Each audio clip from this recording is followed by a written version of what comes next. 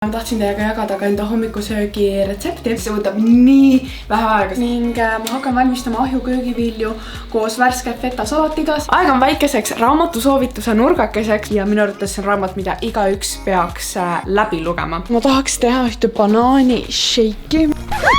Ma ajasin seda smoothied enda uhijuue heleda tooli peale ja ma otsustasin siis kõrvitsa püree supi kasuks.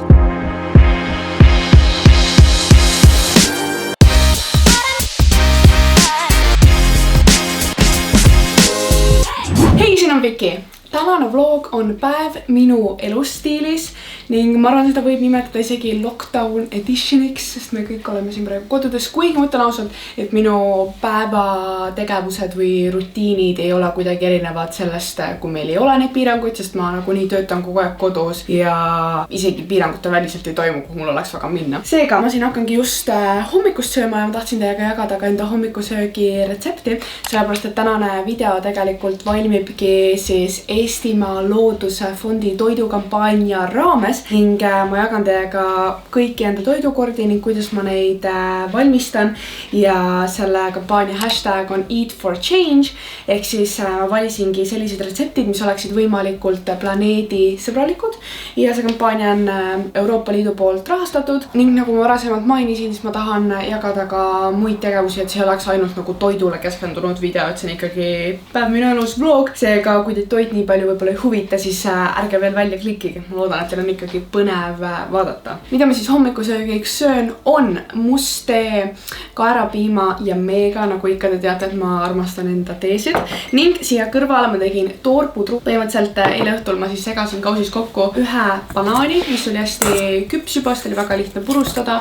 Siis panin 3 detsiliitrit kaerahelbeid, sest ma valmistasin seda putru 2. Siis ma lisasin sinna kaera šokolaadipiima. Sa võid ka tavalist taimset piima kasutada. Mulle lihtsalt hullult meeldib see šokolaadi kakao maitse. Seega siis ma ei pea eraldi lisama mingit toorkakao pulbrit, vaid see piim annabki juba selle maigu. Kuna mulle väga maitseb ka maapähkli või, siis ma lisasin maitse pärast seda, aga tegelikult seal on nii palju seda katsetamisruumi. Saad panna kaneeli, mingid vürtse, kookoshelbeid, mida iganes sa ise eelistad, et kõiki komponente saab nagu välja vahetada. Ja siis segasin kõik ära.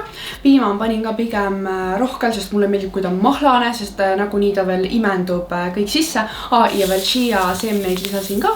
Ning siis ta tuleb hästi selline mõnus kreemias ning panin kinni sanum sisse ehk plastikkarbi sisse ja ööseks lihtsalt külmkappi ning hommikul, kui välja võtsin, lisasin külmutatud marju, mul oli praegu mustikaid ja siis kookoshelbeid ning ongi valmis, et kui sul meeldib magusam, võib-olla võid natuke vahtra siirupit lisada või mingid värskeid puuvilju, banaani, mandariini, mida iganes, et reaalselt nii palju võimalusi. Seega maitseme, kuidas see kombo on. Need kookoshelbed koos selle šokolaadipiimaga meenutavad mulle täiega Bounty't ja mul hullult maitseb Bounty, seega minu jaoks ainult hea uudis ja need mustikad on sellised hapukad, värsked, et ta ei läheks liiga magusaks, seega tasakaalustab üksteist nagu ülihästi. Ja ma ei suuda uskuda, et ma eile õhtul reaalselt paar minutit segasin kõik kokku. Täna hommikul võtsin kapist välja, viskasin asjad peale valmis. See võtab nii vähe aega, seega kui sul ongi kiire tööpäev, koolipäev, mis iganes, see on super nagu retsept, mida ära kasutada. Ma sööngi nüüd enda hommikusöögi lõpuni, vaatan, ma arvan, mingid YouTube videoid ja siis hakkan meilidele vastama.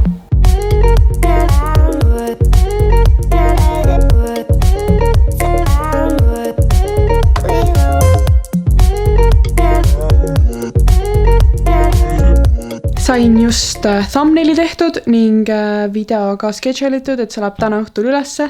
Ehk kui te ei ole eelmist videot näinud, siis minge kindlasti vaadake. Ma katsetasin esimest korda elus näojoogat ja õppisin siis tehnikuid, kuidas ennetada kortse ning kuidas õigesti hoolitseda enda näonaha eest. Aga nüüd on aeg toidupoodi minna, sest mul on reaalselt külmkapp suht tühi ja mul pole mitte midagi muidu lõunaks ja õhtuks teha. Seega võtame enda riidest kotid välja ning let's go!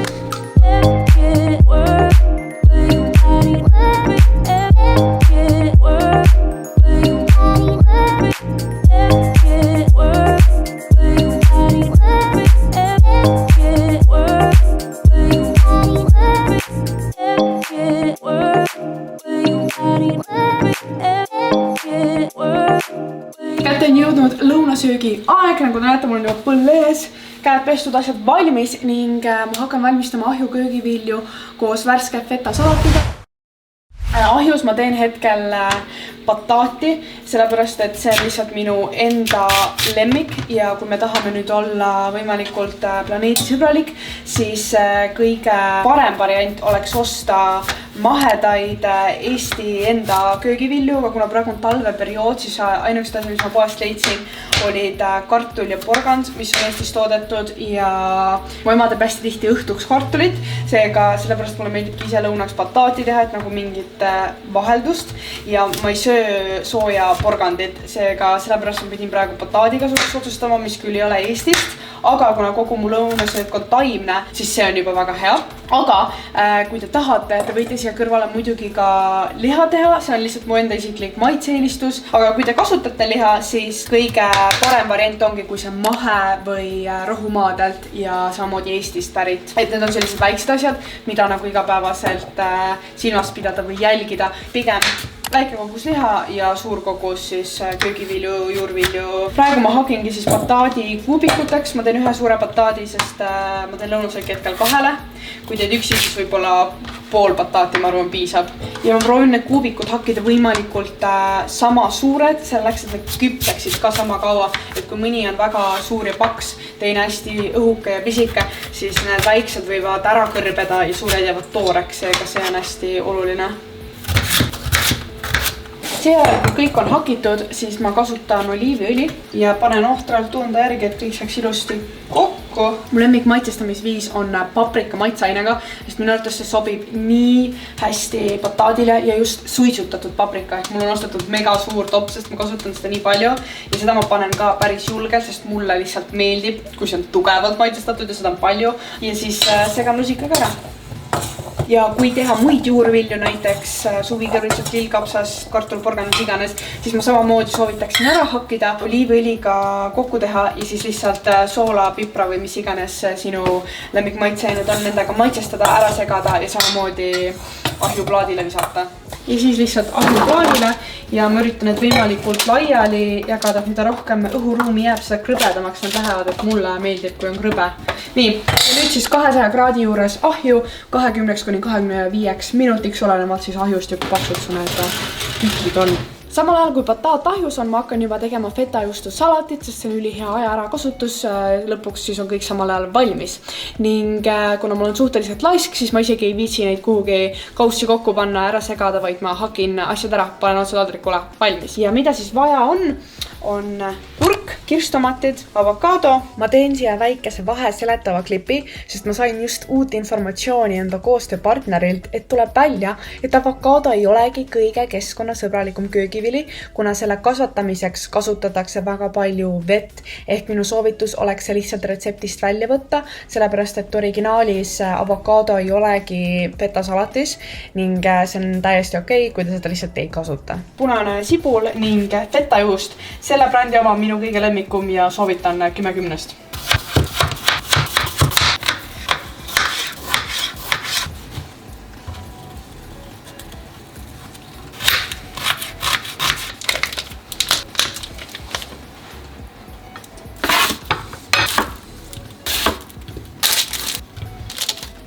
Ja valmis ta ongi, bataadid tulid just ahjust. Ma maitsesin kahjuks, need ei ole hetkel nii krõbedad, kui ma sooviks, sest kogus oli suhteliselt suur. Aga maitsesid ikkagi mega hästi, ta on lihtsalt nii hea värske toit. Sellepärast, et vahel ma ei taha talveperioodil ainult salatit süüa, sest see on nii külm, aga see soe bataat on kuidagi kõhule nii mõnus ja reaalselt üks mu lemmiktoite.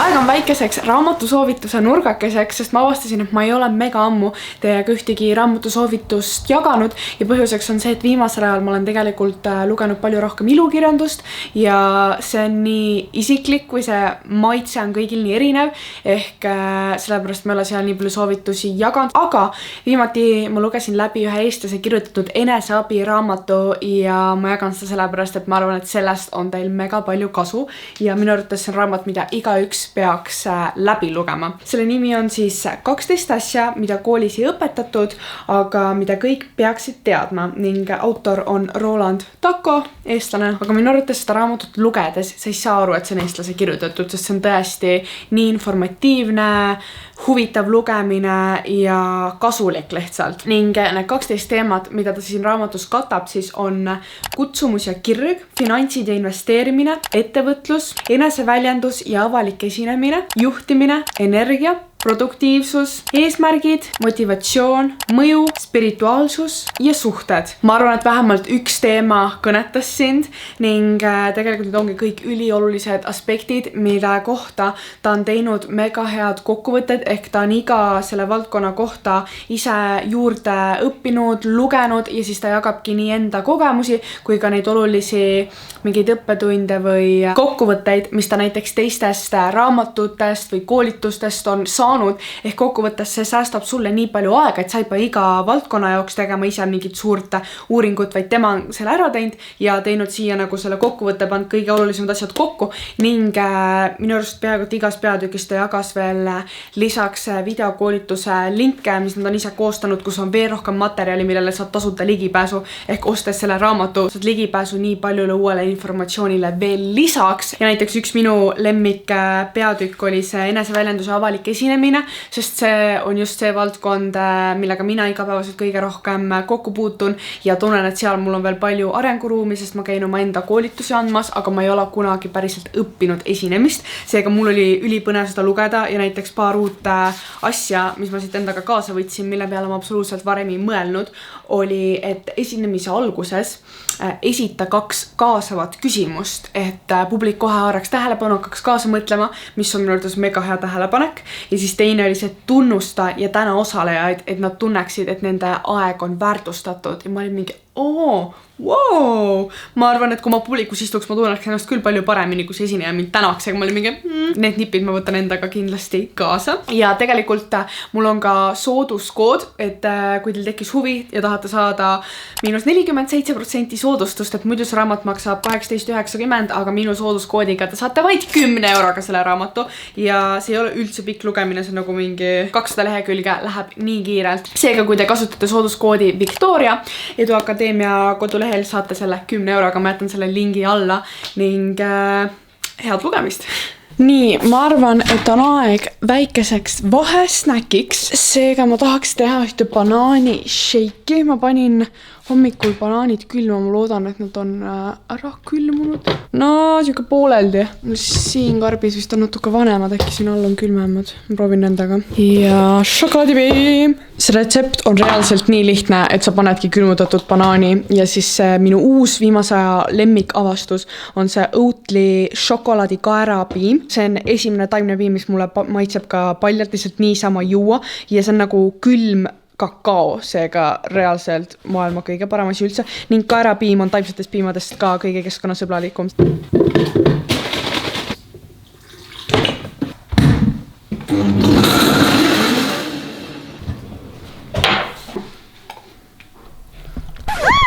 Oh my god! Pekki! Seepärast ma ei filmi ja ei joo samal ajal. Ma ajasin seda smoothied enda uue selle heleda tooli peale, ma üritasin puhastada, ma ootan, kui nüüd ära kuivaks, et näha, et ega kuskil mingi trant asja ei jäänud. Püksid ka puhastasin siit kõik ära, ma ei tea. No õnneks need on mustad retuusid, aga siiski ma ei jõudnud nagu ühte lonksugi võtta ja kõik oli juba koos. Aga ma tahtsin seda öelda, et seda saab teha ka tavalise taimse piimaga ja siis võib lisada kas seda toorkakaopulbrit juurde või kaneeli või lihtsalt niisama juua ka, siis on siuke kerge vanillimaitse. Ehk variante on ka erinevad, et ei pea just seda šokolaadipiima kasutama. Võtsin enda treeningmati välja, sest ma mõtlesin, et tahaks natuke keha liigutada, kuna ma olen terve päeva lihtsalt toas istunud. Ma tõenäoliselt lähen õhtul veel jalutama, aga enne õhtusööki väike workout. See ei ole päris treening, mulle meeldib kasutada seda Nike treening äppi, aga ma valisin hetkel natuke rahulikum asja, mis on siis Total Body Refresh Flow ehk siuke kerge 12-minutiline jooga, kuna mul ikkagi toimuvad hetkel 2 korda nädalas pilatese tunnid küll veebi kaudu ja see on selline intensiivsem lihastreening ja tennis praegu ei toimu, aga ma üritan ise käia kas jooksmas või jalutamas ja seda kardiot teha, seega vahepeal ma teen seda mingit venitamist, joogat ka, kuna ma ei suuda ennast motiveerida kodus ise mingit rasket pingutust, jõutrenni tegemast, mul lihtsalt ei ole seda motivatsiooni, mul on täiega vaja keskkonnavaheldust, et ma lähengi kuhugi sinna treeningkeskkonda, et oma toas on mul seda üliraske teha, sellepärast see venitamine ja joogad on ainukesed asjad, mille jaoks ma leian piisavalt motivatsiooni.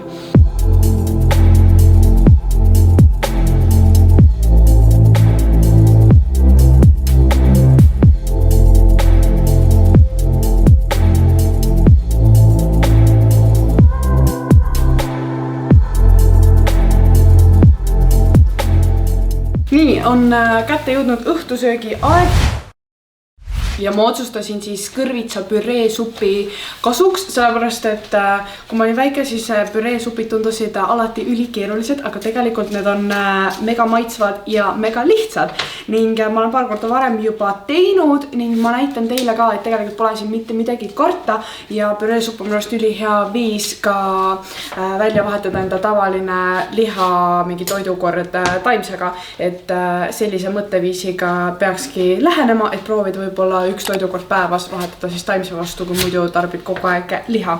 Ja mida siis vaja läheb, ongi üks kõrvits, soolane puljong, mille tegelikult juba varasemalt valmis keedetud, aga saab poes osta ka seda valmis. Ja siis ma valisin ka soolase sulajuustu ning meil on üks hiiglaslik sibul ja siis soolpipar, et ma kasutan ühte naami retsepti, mille lingi te leiate ka alt. Ja me alustamegi nüüd siis kõrvitsa puhastamisest, mis on kogu selle retsepti juures kõige keerulisem osa.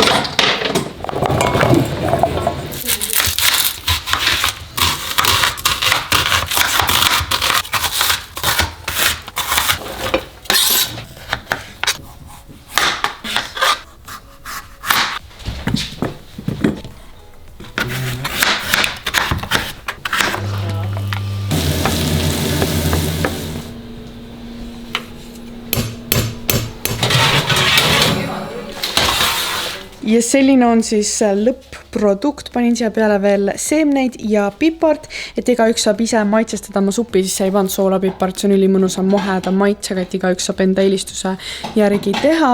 Ja siis me tegime ahjus veel neid eelkülmutatud küüslaugu või ka pagu ette, kõige kiirem ja lihtsam ja need on ka mega head ning et kui kellelgi peaks nagu kõht tühjaks ainult supist jääma, et siis see veel aitab toita. Kõht on nüüd mõnusasti täis, mul on hea olla ja mõtlesin, et lähengi nüüd õhtul jalutama, siis on väljas ka vähem rahvast ja päeva jooksul tahaks korra ikkagi nagu värsket õhku hingata. Ja Madli just helistas mulle, et ta sõidab siit mööda ja küsis, kas ma tahan taga jalutama minna, seega mõtlesin, miks mitte pole ammu näinud ja õues on nagu okei ka, et me saame seda vahet hoida. Let's go!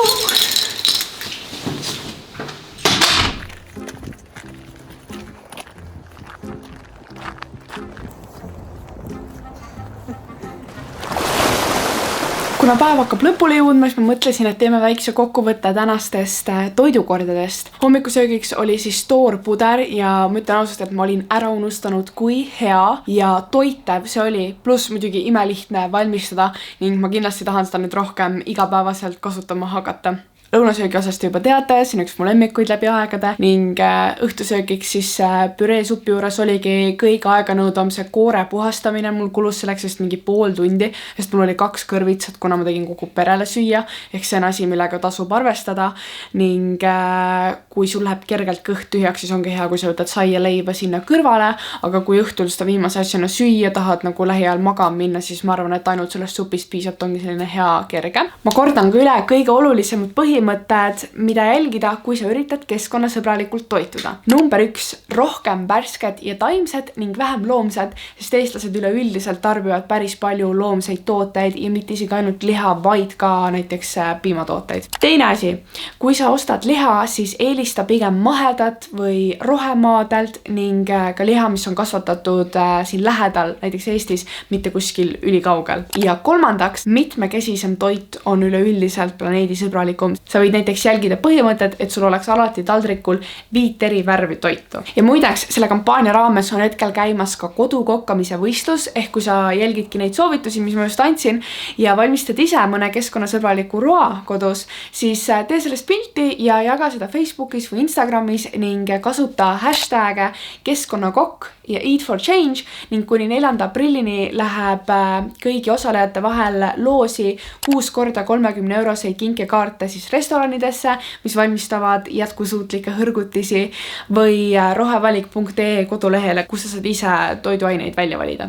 Jätan muidugi ka selle võistluse info videokirjeldusse, kliki sinna esimesele lingile ja saad täpselt üle lugeda kõik need reeglid. Ja muidugi suur aitäh ka tänase video sponsorile, kelleks oli Eestimaa Looduse Fondi toidukampaania, mida rahastas Euroopa Liit. Kui sa vaatasid video nii kaugele, siis jäta kommentaaridesse, mis on sinu lemmiktoit ning kindlasti viska ka pöidlad püsti, sest esiteks see teeb mul alati tuju mega rõõmsaks ja annab palju positiivset tagasisidet. Teiseks, siis ma tean, et teile meeldib, kui ma jagan toiduretsepte ja ma väga loodan, et te saite ka mingeid uusi nippe, soovitusi, ideid tänasest videost ning muidugi ärge unustage ka subscribe ida ehk klikkida seal punasel nupul all, et ei jääks minu tulevastest videotest ilma ning näeme juba järgmises vlogis. Tšoki!